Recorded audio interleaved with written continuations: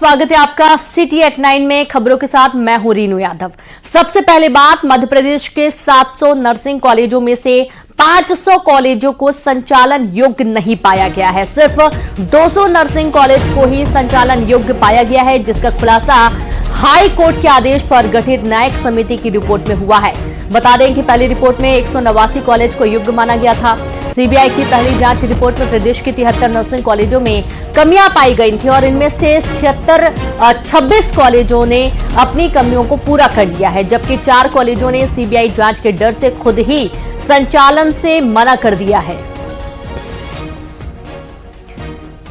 तो ये बड़ी जानकारी निकलकर सामने आई है, जहां मध्य प्रदेश के 700 नर्सिंग कॉलेजों में से 500 नर्सिंग कॉलेजों को संचालन योग्य नहीं पाया गया है। सिर्फ 200 नर्सिंग कॉलेज ही संचालन के योग्य हैं, जिसका खुलासा हाई कोर्ट के आदेश पर गठित न्यायिक समिति की रिपोर्ट में हुआ है। और ज्यादा जानकारी के साथ संवाददाता शैलेंद्र भदौरिया जुड़ गए हैं। शैलेंद्र, और साथ ही हमारे साथ सुशील कौशिक भी जुड़े हुए हैं ग्वालियर से। तो सबसे पहले तो शैलेंद्र के पास चलते हैं। शैलेंद्र, न्यायिक समिति की रिपोर्ट में बहुत चौंकाने वाला खुलासा हुआ है कि 700 में से मात्र 200 ऐसे कॉलेज हैं जिन्हें संचालन योग्य पाया गया है। देखिए, बिल्कुल रीनू, मैं आपको पूरी इस खबर को समझाने का प्रयास करूंगा कि जिस तरीके से मध्य प्रदेश में लगभग 700 के आसपास नर्सिंग कॉलेज संचालित होते हैं। हाईकोर्ट में जब इसकी याचिका लगाई गई कि नर्सिंग कॉलेजों की जांच की जाए, तो उसमें पहली जो जांच रिपोर्ट आई उसमें 179 नर्सिंग कॉलेज ऐसे थे जो अनिवार्य जो मानक थे उनको पूरा करते थे, और 73 नर्सिंग कॉलेज ऐसे पाए गए थे जिनको अगर एक मौका दिया जाए अगर कमी पूरा करने का, तो वो अपनी कमी पूरी करके सुटेबल की श्रेणी में आ सकते हैं। तो ऐसे 73 कॉलेजों के लिए एक मौका दिया गया, उनको कमेटी के सामने पेश होने के निर्देश भी दिए गए, और लंबी प्रोसेस के बाद जो है वो उसमें से 26 कॉलेज ऐसे रहे जिन्होंने जो निर्धारित आहारताएं थी, जो मानक थे, उनको पूरा कर लिया। बाकी के जो मेडिकल कॉलेज है वो अपनी जो निर्धारित मानक है उनको पूरा नहीं कर पाए। इसके साथ ही 4 मेडिकल कॉलेज संचालकों ने तो कमेटी को ये लिख के दे दिया कि वह मेडिकल जो नर्सिंग कॉलेज उसको संचालित नहीं करना चाहते हैं।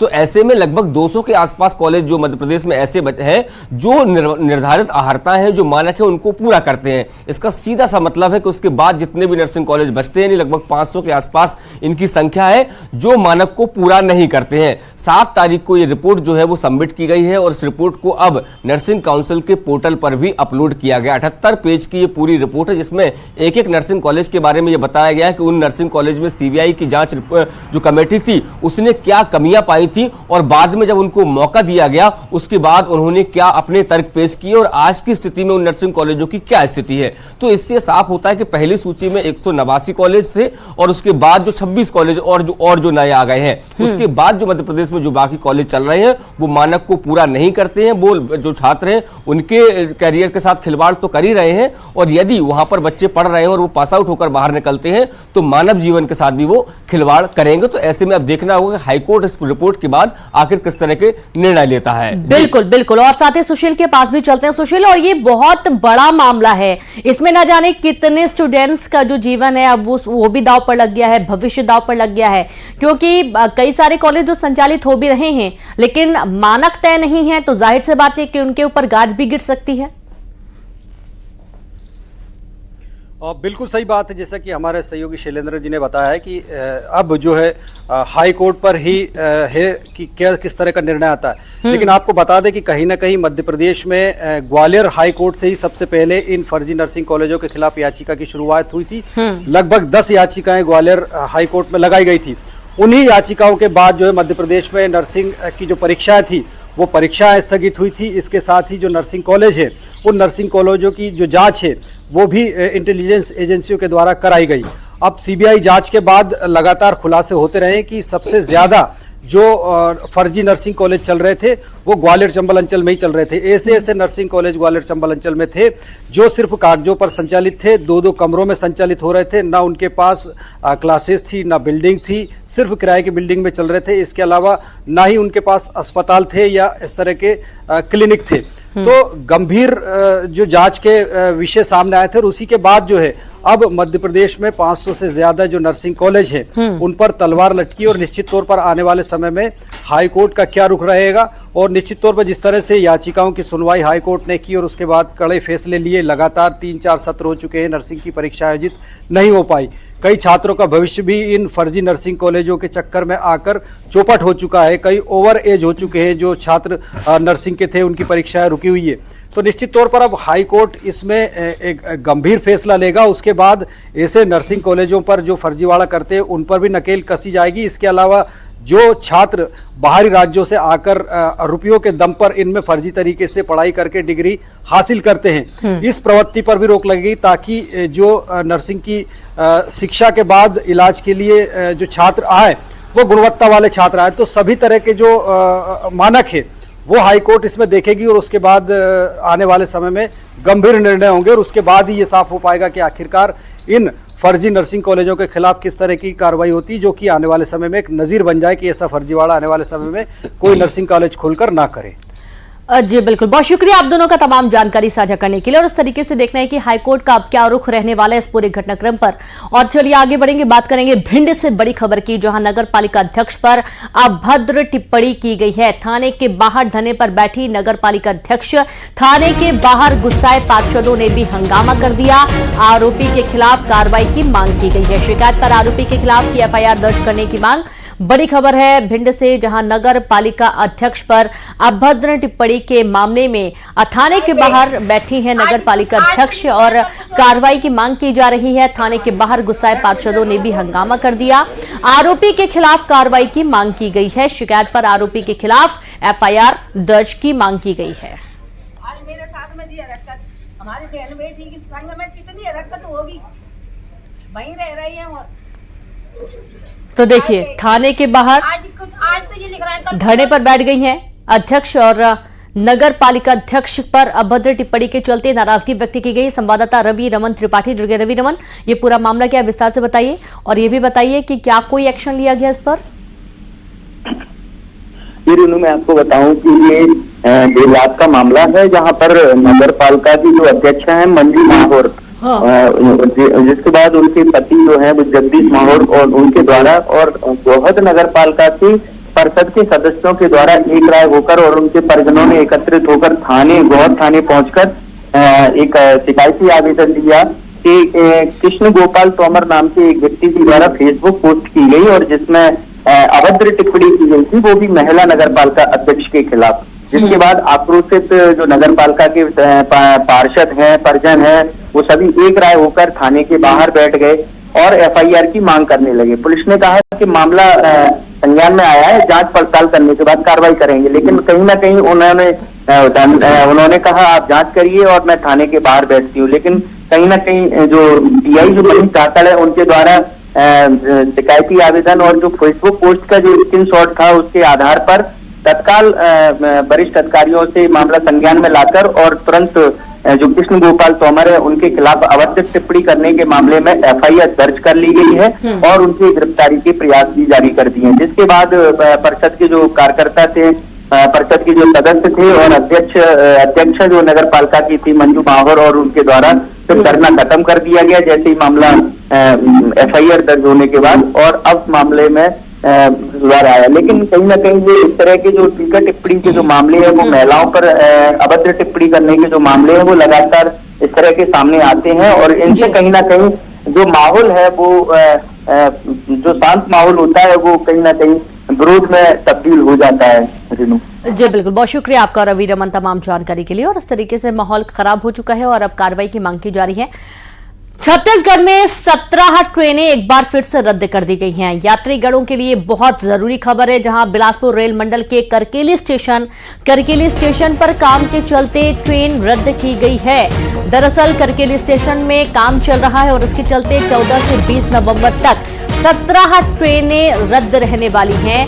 ट्रेन रद्द होने से यात्रियों को काफी परेशानी होगी, क्योंकि एक साथ कई सारी ट्रेनें रद्द होती हैं और यात्रियों की जो सीट्स कंफर्म होती हैं अब वो कैंसिल हो जाएंगी। हालांकि उन्हें टिकट का जो रिफंड है वो तो हो जाएगा, लेकिन इसके बाद उन्हें भारी भरकम किराया देकर जाना पड़ता है और ये बहुत बड़ा नुकसान यात्रियों को उठाना पड़ता है। संवाददाता उमेश मौर्य जुड़ गए। उमेश, अब काम के चलते 17 ट्रेनें रद्द कर दी गई, जाहिर सी बात है किसी यात्रियों को काफी परेशानी होती है।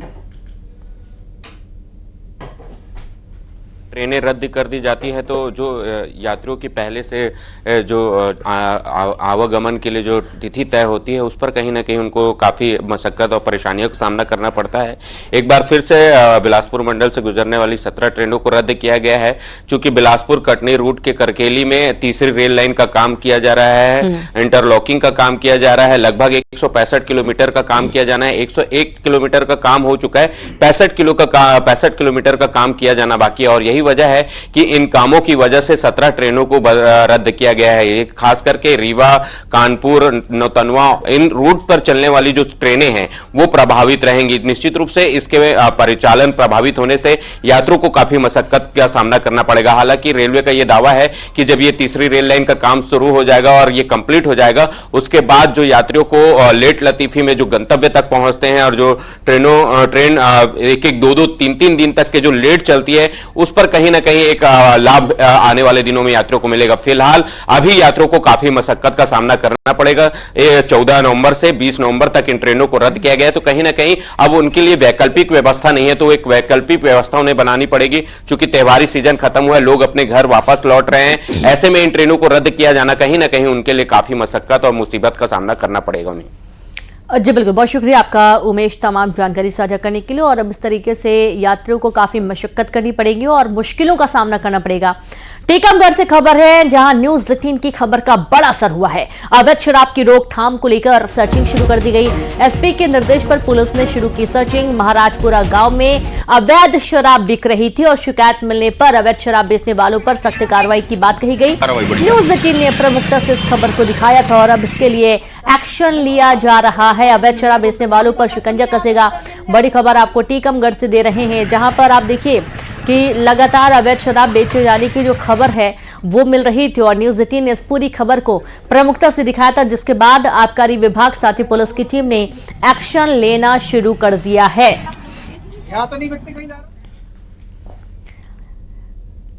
हावड़ा के नालपुर में रेल हादसा हो गया जहां शालीमार सिकंदराबाद स्पेशल ट्रेन पटिरी से उतर गई।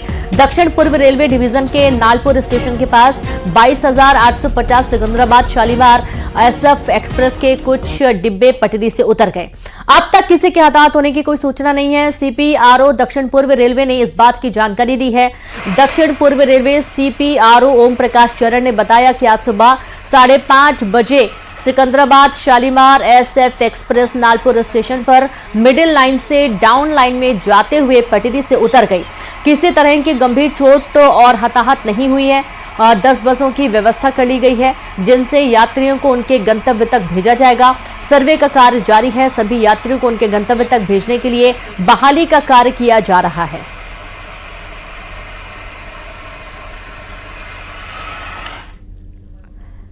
जांजगीर चांपा में पीएम आवास योजना में निर्माण और किश्त दिलाने के नाम पर रोजगार सहायक पर अवैध वसूली का आरोप लगा है। बमनेडीह ब्लॉक के सरहर ग्राम पंचायत में पीएम आवास योजना के हितग्राहियों से पैसे वसूलने के आरोप लगे हैं। ग्रामीणों का आरोप है कि उनसे 10 से 30 हजार रुपए तक वसूले जा रहे हैं। पीड़ित हितग्राहियों ने रोजगार सहायक के खिलाफ कार्रवाई करने की मांग की। पीएम आवास योजना में अवैध वसूली करने वालों के खिलाफ सीएम साय ने भी सख्त कार्रवाई करने की चेतावनी दी है। वो जो दूसरा है तीसरा लिए आए हैं। कहाँ जहाँ था आपने? तीसरा किस्त आई तो जल्दी घर बना बुक की। और पैसा मांगे तो ऊपर कोई कार्रवाई जहाँ था? कार्रवाई तो होना चाहिए। पैसा मांगे थे तो कार्रवाई हो करी। सर जो सचिव हवा ना वो बोलते हैं 15,000 मेरे हवा है अधिकारी मन के भी हवा तो अधिकारी नहीं तो तुम्हारे घर पास नहीं करें ऐसे टाइप के सामने जो घर दिखा तेकर नाम से ऐसे कहा था हमारे मन तो 15,000 दिया ना तो अगला किस्त पास हो जाए इसी टाइप के उसने बोला था हमें हमारे डर से हमें 15,000 तो हमारे घर का के बनाबो हमारा ये सब चीज हवा करवा। वक्त हम मौजूद हैं जांजगीर चांपा जिला के बमनेडी ब्लॉक के सरहर ग्राम पंचायत में जहां प्रधानमंत्री आवास के नाम पर हितग्राहियों से अवैध वसूली की जा रही है और आरोप लगा है कि रोजगार सहायक के द्वारा 10,000 से लेकर 30,000 रुपए तक प्रति आवास हितग्राहियों से मांग की जा रही है। उनको प्रताड़ित किया जा रहा है कि यदि तुम पैसे नहीं दोगे तो तुम्हारे घर का दूसरा किस्त जारी नहीं होगा, मैं जीरो डेट नहीं कर पाऊंगा और जो कार्रवाई करना है करा लो। इतनी दबंगई से राशि वसूली जा रही है। अब देखने वाली बात होगी कि इस तरह के प्रधानमंत्री आवास के लिए छत्तीसगढ़ सरकार संजीदा है, चूंकि वो उन्होंने पहले ही ऐलान कर दिया था पीएम आवास के लिए किसी किसी प्रकार की राशि की मांग की जाती है किसी के द्वारा हितग्राहियों से, तो उनके ऊपर सख्त कार्रवाई होगी। और सरहद ग्राम पंचायत में इस तरह के मामला सामने आने के बाद लोग सकते में हैं और प्रधानमंत्री आवास से वंचित हो रहे हैं, उनके घर अधूरे हैं, जिससे वो काफी भयभीत है और इनके प्रश्न चिन्ह है कि आखिर उनके आवास कब तक पूरे होंगे। अब देखने वाली बात होगी कि इस पर किस तरह की कार्रवाई होगी। रोजगार सहायक के मनमाने रवैये से ग्रामीण परेशान है और उनके ऊपर कार्रवाई करने की मांग भी कर रहे हैं। निश्चित रूप से ये काफी बड़ी विडंबना है कि इस तरह के ऐलान के बाद रोजगार सहायक के मनोबल बढ़ा हुआ है। कैलाश कश्यप, न्यूज़ 18 जांजगीर चांपा। छत्तीसगढ़ जनजातीय सलाहकार परिषद का गठन हो गया। सीएम विष्णुदेव साय परिषद के अध्यक्ष होंगे। अनुसूचित जाति जनजाति मंत्री रामविचार नेताम उपाध्यक्ष होंगे। वन मंत्री केदार कश्यप परिषद के सदस्य होंगे। मंत्रियों के अलावा 13 विधायकों को भी परिषद का सदस्य बनाया गया है। बड़ी खबर है, छत्तीसगढ़ जनजातीय सलाहकार परिषद का गठन हो गया। सीएम विष्णुदेव साय परिषद के अध्यक्ष होंगे, तो वहीं अनुसूचित जाति जनजाति मंत्री रामविचार नेताम उपाध्यक्ष होंगे। वन मंत्री केदार कश्यप परिषद के सदस्य होंगे। मंत्रियों के अलावा 13 विधायकों को भी परिषद का सदस्य बनाया गया है।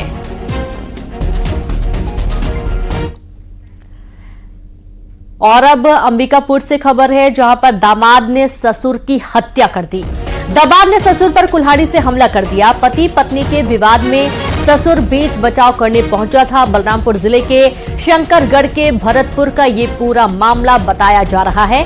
पत्नी को लेने दामाद अपने ससुराल भरतपुर पहुंचा था। मेडिकल कॉलेज अस्पताल में इलाज के दौरान ससुर की मौत हो गई। बड़ी खबर है अंबिकापुर से, जहां पर दामाद ने ससुर की हत्या कर दी। दामाद ने ससुर पर कुल्हाड़ी से हमला कर मौत के घाट उतार दिया। पति पत्नी के विवाद में ससुर बीच बचाव करने पहुंचा था और इसी दौरान दामाद ने हमला कर दिया ससुर पर। बलरामपुर जिले के शंकरगढ़ के भरतपुर का ये पूरा मामला है। पत्नी को लेने दामाद अपने ससुराल भरतपुर पहुंचा था। मेडिकल कॉलेज अस्पताल में इलाज के दौरान ससुर की मौत हो गई।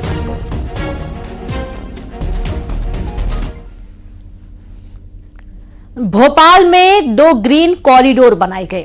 दोनों ही कॉरिडोर बंसल अस्पताल से बने और इसमें एक कॉरिडोर बंसल अस्पताल से एम्स तक, दूसरा बंसल अस्पताल से इंदौर के लिए बना। इस दौरान राजधानी भोपाल की कुछ प्रमुख सड़कें थोड़ी देर के लिए थम गई। ट्रैफिक पुलिस ने दोनों ग्रीन कॉरिडोर के लिए किसी तरह का रूट डाइवर्ट नहीं किया। जिन रास्तों से एम्बुलेंस को गुजरना था, सिर्फ वहीं कुछ देर के लिए ट्रैफिक हॉल्ट लेकर एम्बुलेंस को रास्ता दिया गया।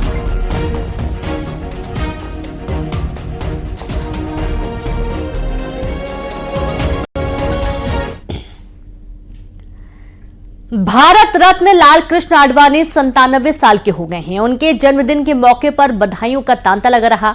प्रधानमंत्री मोदी समेत तमाम नेताओं ने उन्हें बधाई दी।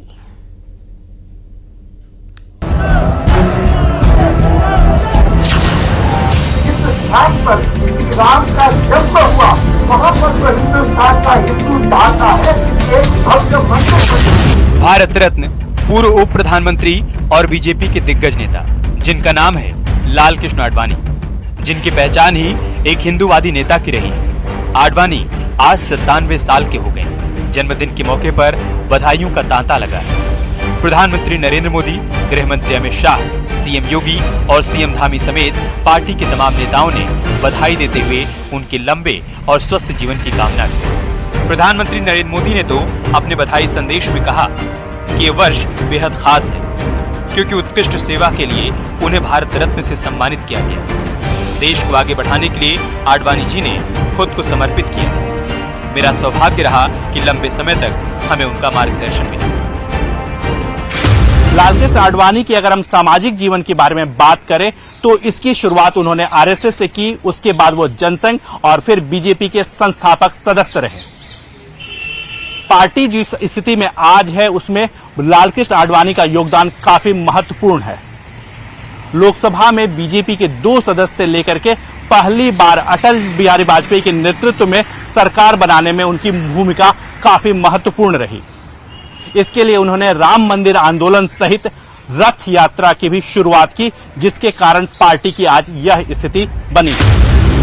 मौजूदा समय में वो बीजेपी के सबसे बुजुर्ग नेताओं में से एक हैं। लाल कृष्ण आडवाणी और पूर्व प्रधानमंत्री अटल बिहारी वाजपेयी की जोड़ी ने लंबे समय तक राजनीति में पकड़ बनाए रखी। भारत रत्न लाल कृष्ण आडवाणी बीजेपी को शून्य से शिखर तक पहुंचाने वाले नेता हैं। आज बीजेपी देश की सबसे बड़ी पार्टी बन गई है। आडवाणी ने अपने राजनीतिक सफर की शुरुआत भारतीय जनसंघ से की, जिसे श्यामा प्रसाद मुखर्जी ने 1951 में बनाया था। और जब भारतीय जनता पार्टी की स्थापना हुई तब लाल कृष्ण आडवाणी पार्टी के मुख्य नेताओं में से एक थे। राम मंदिर आंदोलन का नेतृत्व कर लाल कृष्ण आडवाणी ने बीजेपी की दशा और दिशा बदल दी। राम रथ यात्रा से राजनीतिक कद बढ़ा। 63 साल की उम्र में राम रथ यात्रा निकाली। गुजरात के सोमनाथ से अयोध्या तक यात्रा निकाली। 25 सितंबर 1990 से राम रथ यात्रा की शुरुआत हुई।